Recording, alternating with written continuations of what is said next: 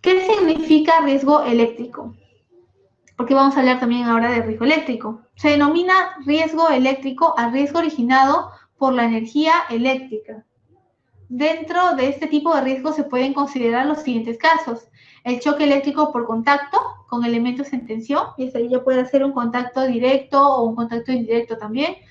Un contacto eléctrico directo, por ejemplo, con masas puestas accidentalmente o en tensión, que es un contacto eléctrico indirecto, lo vamos a explicar un poquito. Con viñetas.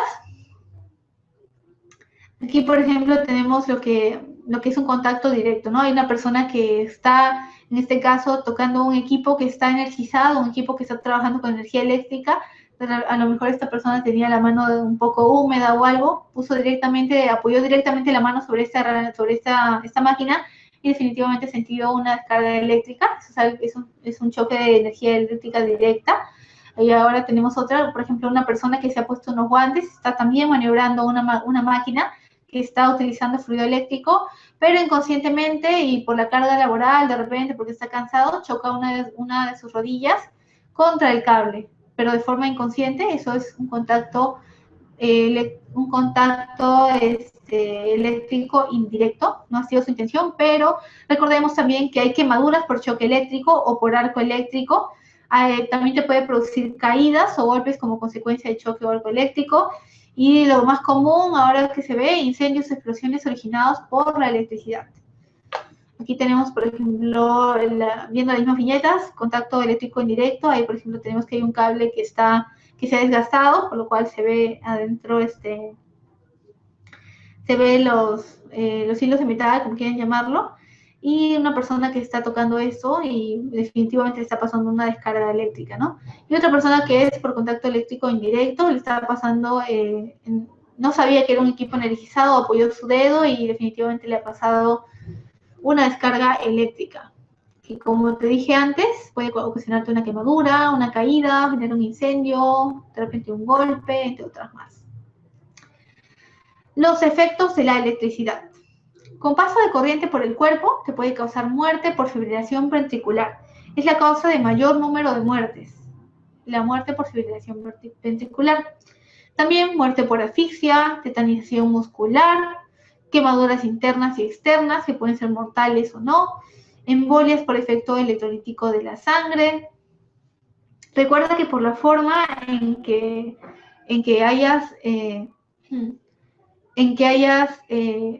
la forma en la cual, por ejemplo, te hayas apoyado, en este caso una maquinaria, un equipo energizado, un equipo que está trabajando con energía eléctrica, el paso de corriente procede de movimientos, el paso de corriente va a provocar el paso de corriente va, por ejemplo, si es que ha sido de forma, por ejemplo, horizontal, es decir, apoyo mi mano y la corriente viaja a través de mi cuerpo y llega en forma horizontal y atraviesa el tórax, por ejemplo, puede dañar los pulmones. Y en el caso de que sea por fibrilación ventricular, también puede dañar el corazón, ¿no? En ese caso, la corriente va a viajar y va a atravesar por el corazón y es lo que causa la fibrilación ventricular. A ver, sin paso de corriente por el cuerpo, te puede generar quemaduras por arco eléctrico, proyecciones de partículas, lesiones oftalmológicas por arcos eléctricos, incendios y explosiones. También puede generar lesiones físicas secundarias, como por ejemplo una caída o un golpe. Eso es un acto reflejo que también nosotros tenemos, ¿no? O que puedes ver, por ejemplo, los niños, cuando apoyan su mano en un enchufe, cuando meten los dedos en un enchufe, sienten la descarga eléctrica y quitan los dedos, quitan los dedos rápidamente o sufren una caída o algo. Ese es un acto reflejo que tenemos nosotros, por ejemplo. Es justamente para protegernos. Como seres humanos, ¿no? Es algo que ya está, como se puede decir, innato. Localización de riesgos eléctricos. Definitivamente estamos acostumbrados a vivir con la energía eléctrica y no solamente debemos estar acostumbrados a vivir con ella, sino saber convivir con la energía eléctrica.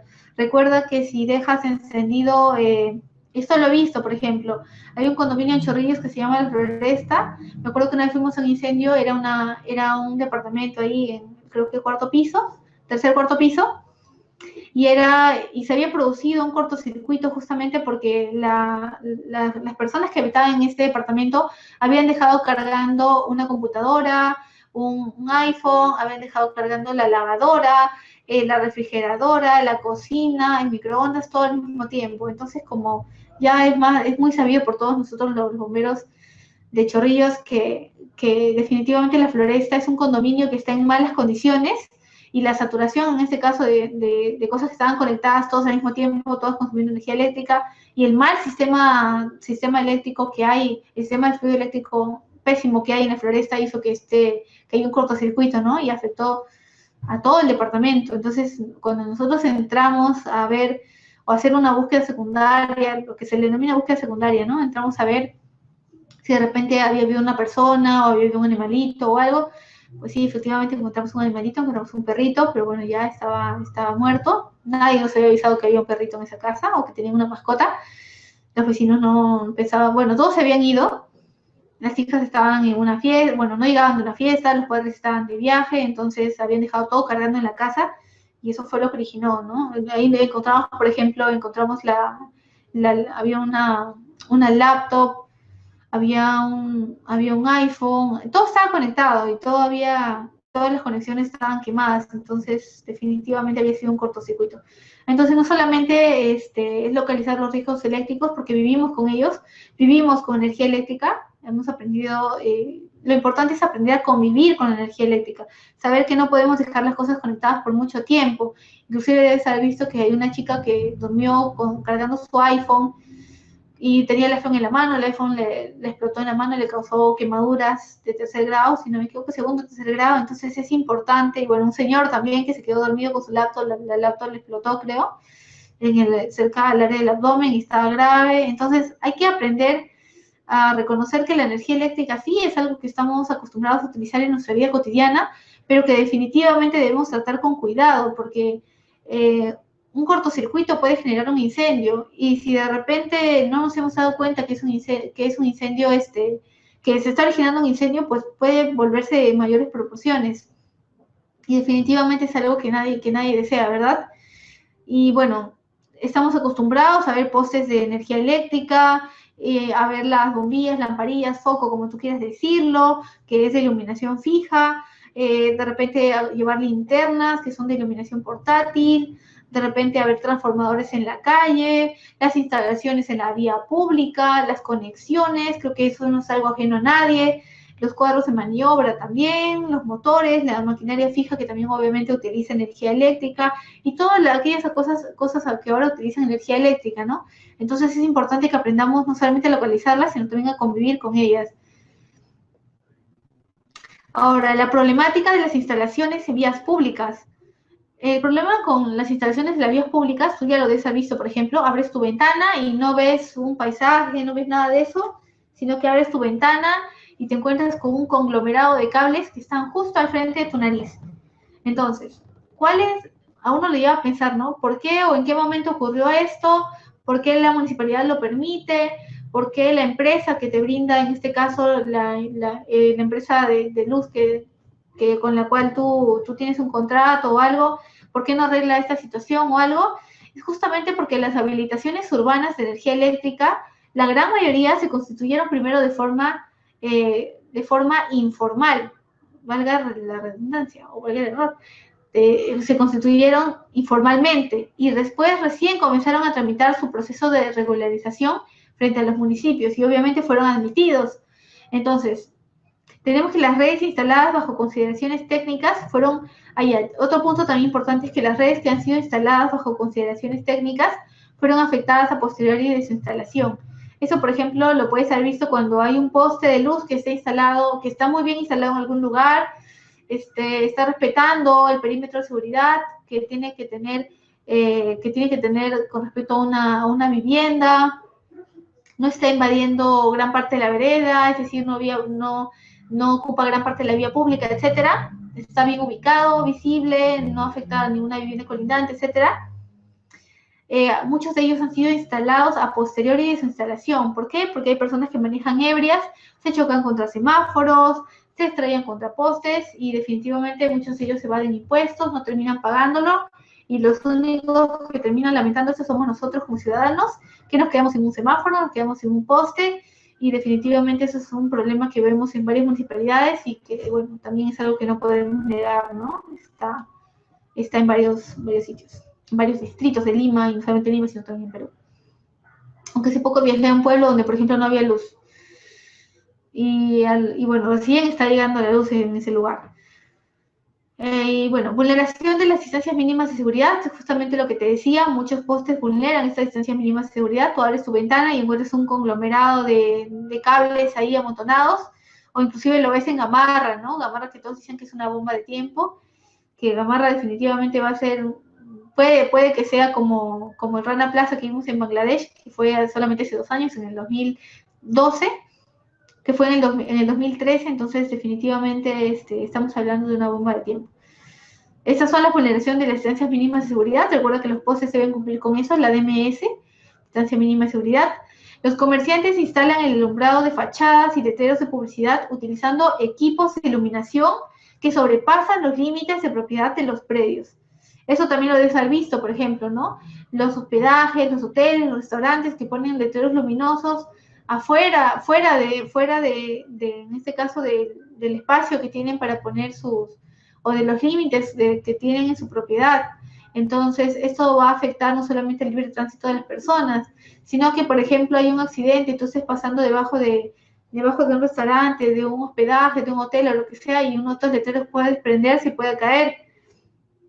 Como me pasó a mí, por ejemplo, hace bastante tiempo en un centro comercial, en el temblor que hubo, no me acuerdo qué año fue, pero me cayó una ventana que estaba definitivamente que los cristales no estaban puestos correctamente, entonces la ventana tambaleó solamente y después cayó encima de todos los que estábamos en ese lugar. A mí me cayó en el brazo, me hizo un corte me hizo un corte en el brazo y con la desesperación pues nadie atendía a nadie, la gente corría para todo lado, algunos aprovechaban para robar porque estaba en un centro comercial bastante grande que es Plaza Lima Sur en Chorrillos, y pues definitivamente estaba en un lugar incorrecto, ¿no?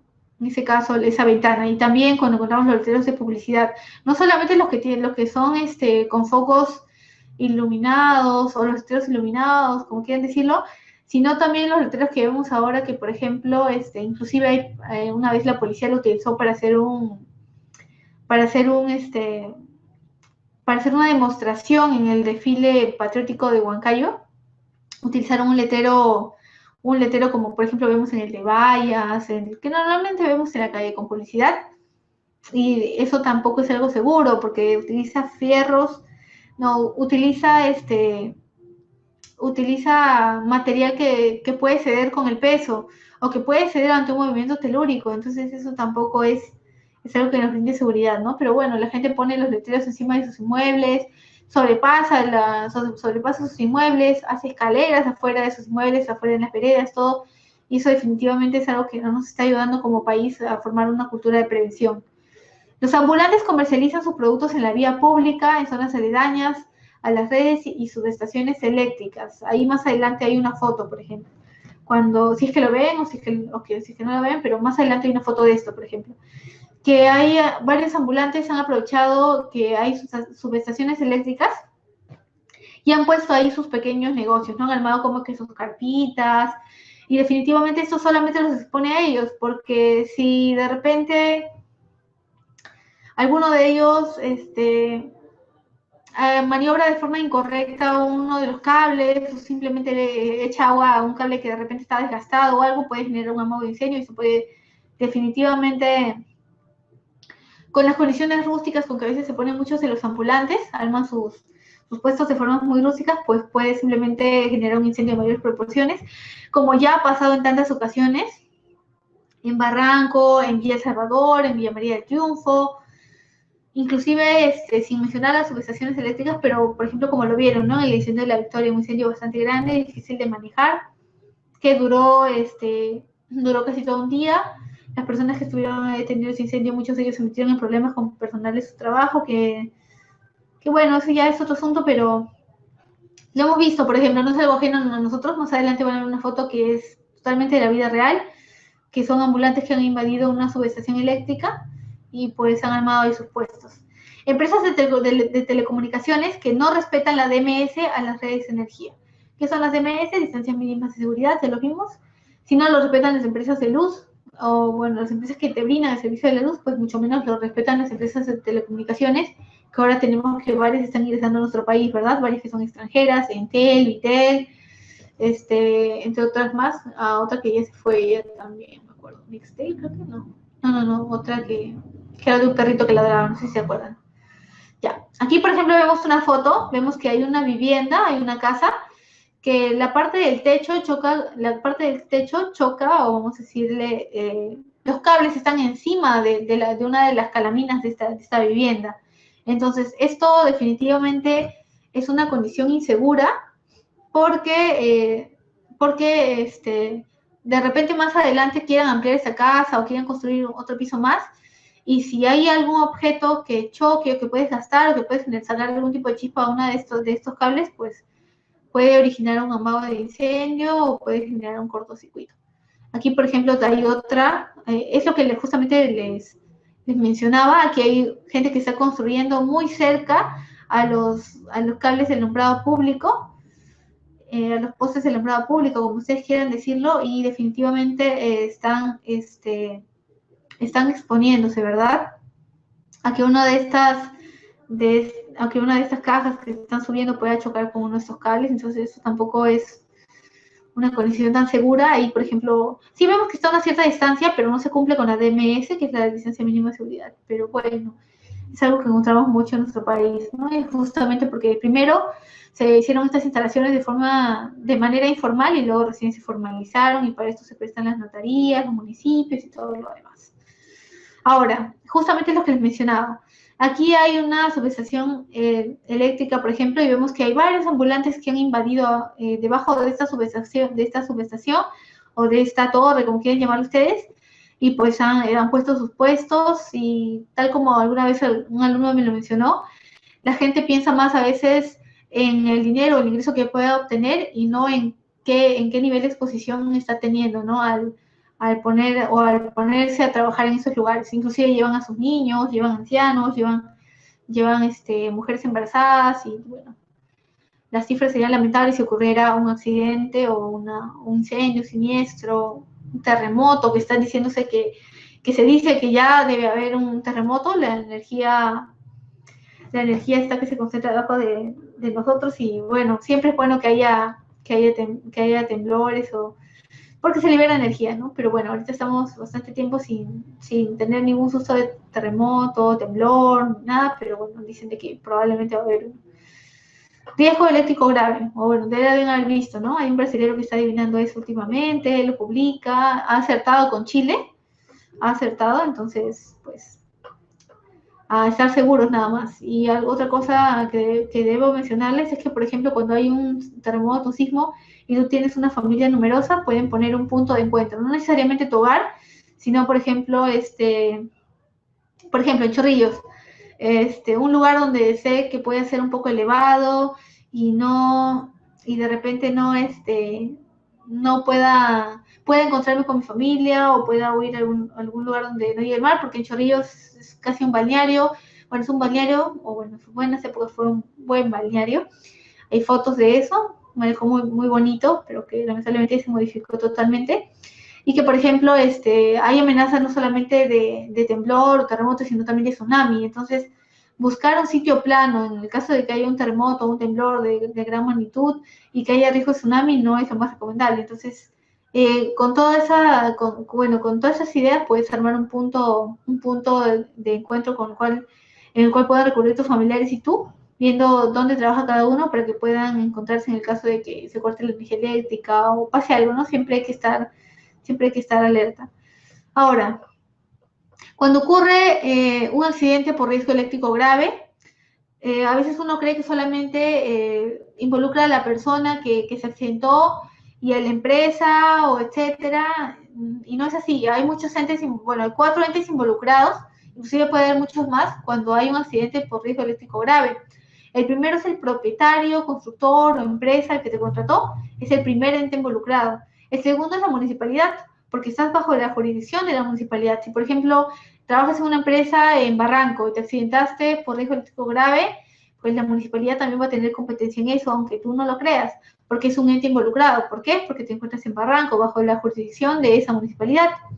El Ministerio Público, porque en el caso de que sea algo grave y, por ejemplo, te genere la muerte, los que se van a encargar de darte el acta de función por riesgo eléctrico grave o por lo que hayas fallecido, es el Ministerio Público en su área de medicina legal. Ellos se van a encargar de certificar que tú efectivamente has fallecido a causa de padecer riesgo eléctrico grave, con daño en cerebro, daño en el corazón, deficiencia ventricular, etcétera. Bueno, ellos se van a encargar de certificar eso. Y también tiene que ver el Sinelmink o la concesionaria de repente para el cual trabaja esa empresa, etcétera. Pero ¿por qué Sinelmink? Porque Sinelmink se va a encargar, es el ente encargado de evaluar en este caso a las empresas privadas o públicas. Bueno, Sinelmink es el ente encargado de eso, ¿no? Entonces ya sabes que cuando hay un accidente por riesgo eléctrico grave, no solamente te involucra a ti y a la empresa, sino también involucra, por ejemplo, a estos 4 entes, ¿no? La municipalidad, el Ministerio Público, Sinelmink, el propietario, la concesionaria, los constructores, etc. Los principales factores cuando hablamos de riesgo eléctrico. El primero, la intensidad, definitivamente. La intensidad de corriente eléctrica que puede estar presente en ese momento. La duración del contacto eléctrico. Ya te dije que puede ser un contacto eléctrico directo o indirecto. Bueno, la duración es un factor principal. El contacto eléctrico puede depender de la humedad de la superficie de contacto. O sea, tenemos intensidad, duración, superficie.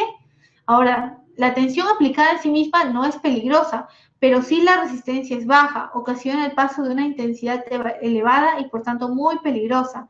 Otro factor principal importante es la frecuencia de la corriente eléctrica y también la trayectoria de la corriente definitivamente a través del cuerpo, porque al atravesar órganos muy vitales o órganos vitales como el corazón pueden provocarse lesiones severas, inclusive te puede causar la muerte. Los incidentes o accidentes causados por la electricidad pueden ser leves, graves e incluso mortales. En caso de muerte del accidentado, recibe el nombre de electrocución. Ya lo debes haber escuchado muchas veces, lo debes saber. Ahora, defectos de operación que incrementan la posibilidad de sufrir un accidente por riesgo eléctrico. Primero, la manipulación incorrecta. Ese es el más común, ¿verdad? Segundo, la utilización de herramientas no aisladas o también la utilización de herramientas hechizas, que son las herramientas hechas a mano, que no son normadas, que no cumplen con ninguna especificación técnica. Esas también, por ejemplo.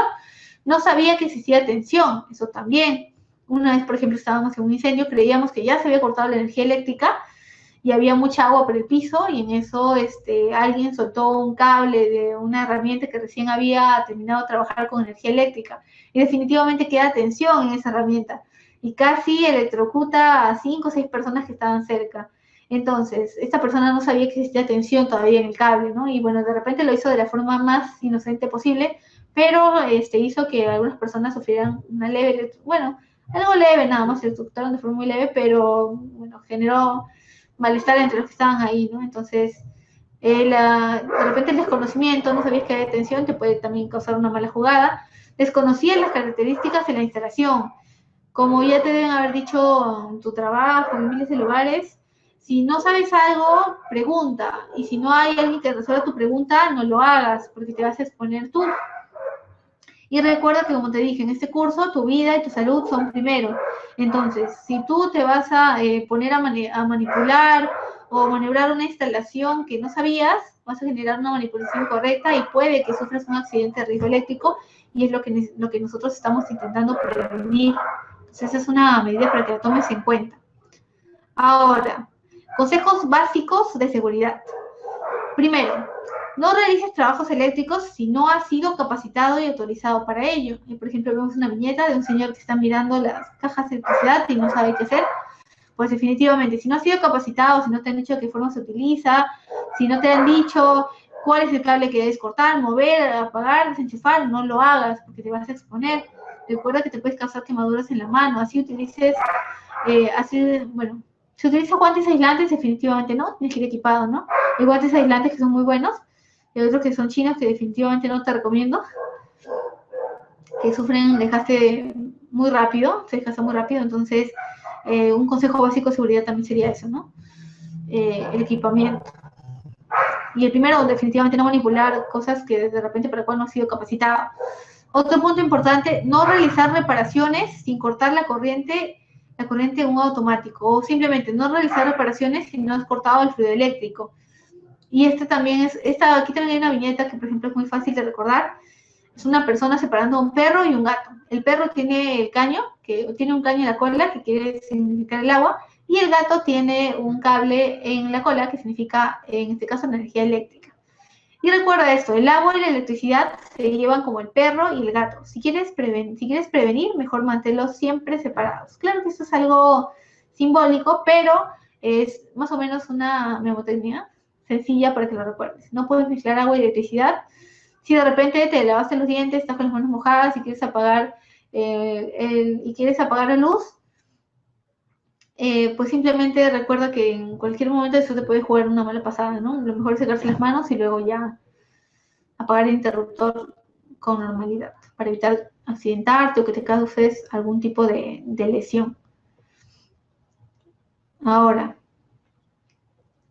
no utilizar aparatos eléctricos si es que quieres ducharte. No utilizar aparatos eléctricos si es que quieres ducharte. Obviamente, eso ya lo debes tener en cuenta. Inclusive hay videos de música sobre eso, ¿verdad? O alguien que se está bañando en una tina y le avientan una tostadora que está conectada a un cable y, bueno, le electrocutan. Ya lo debes haber visto, eso está en todos lados. Nunca eche agua en un fuego producido por electricidad. Eso también. Primero debes cortar la energía eléctrica.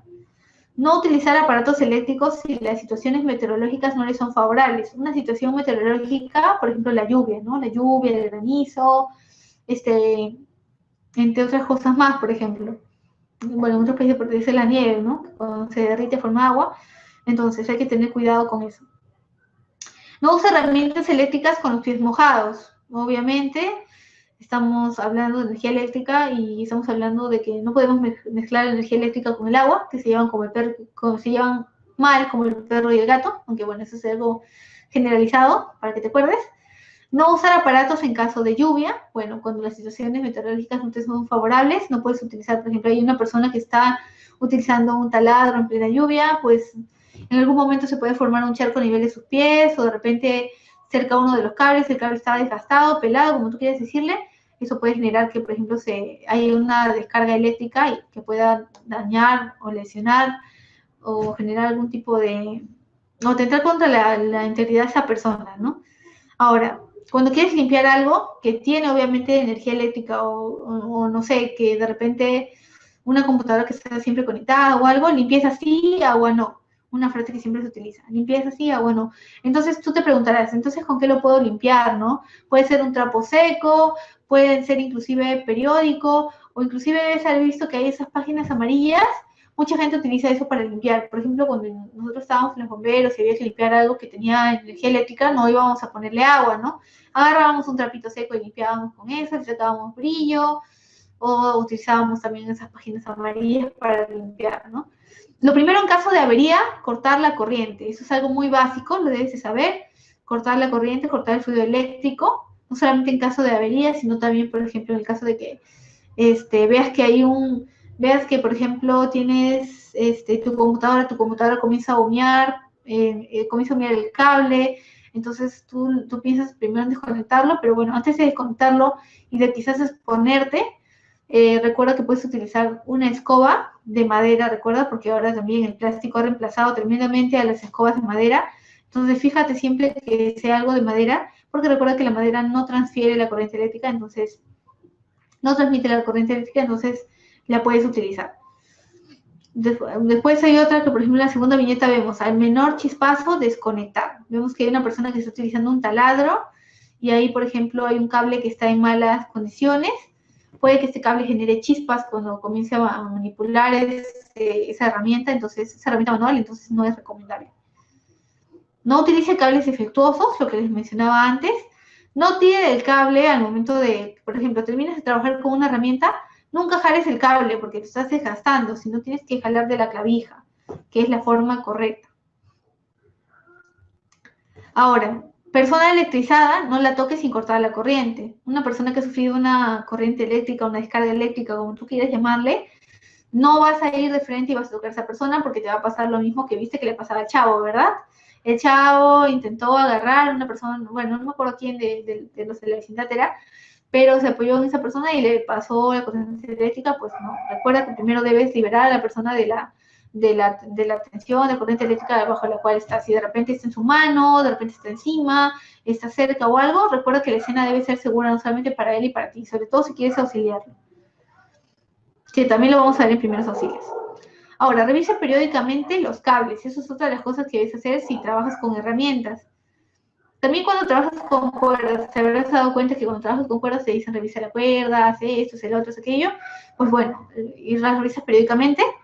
Lo mismo con los cables. Si trabajas con cables que obviamente transmiten energía eléctrica, fluido eléctrico, lo mínimo que debes hacer es revisarlos para ver si tienen algún tipo de defecto, si están rotos, si están carcomidos, si de repente le falta algo, etcétera, pues ya, fijarte.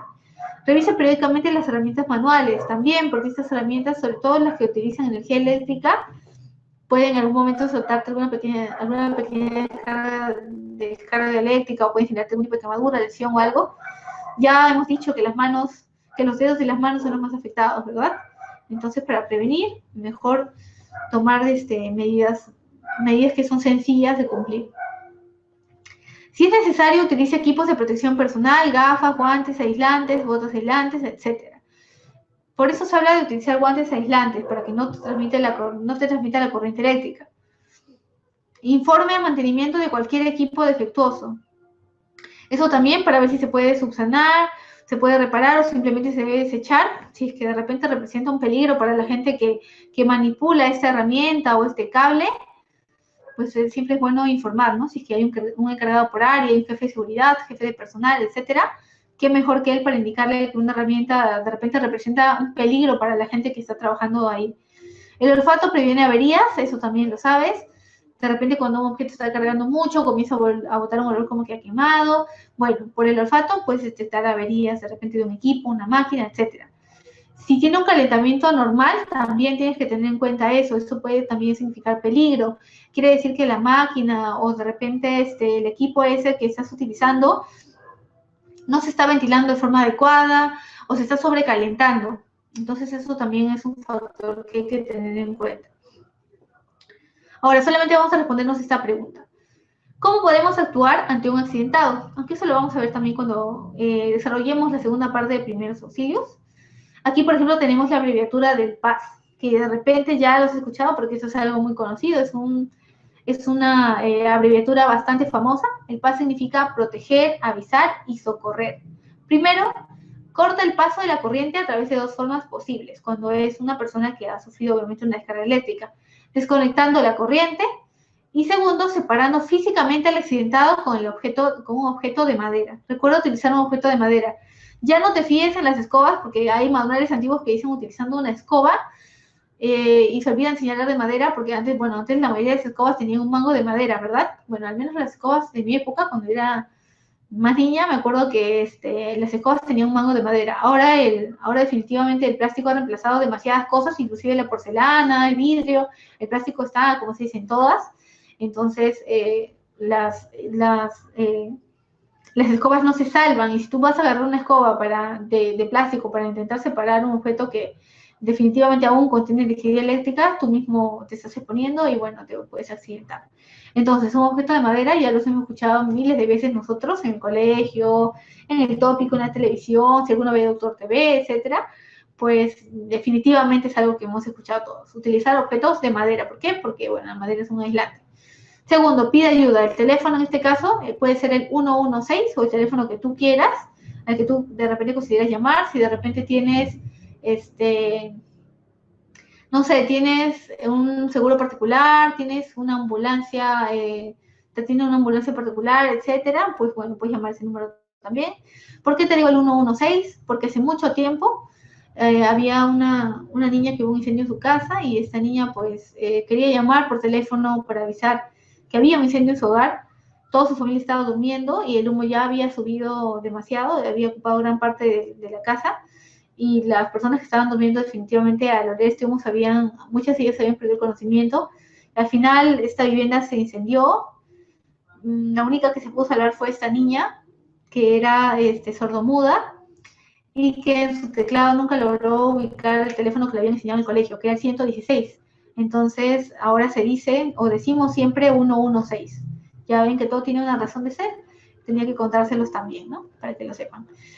Si conoces la técnica, realiza al accidentado la reanimación cardiorrespiratoria, aunque te diré que la reanimación cardiorrespiratoria, el RCP, como tú quieres decirle, es algo que también vamos a mencionar cuando hablemos de primeros auxilios, pero que se nos va a complicar un poco por ser virtual.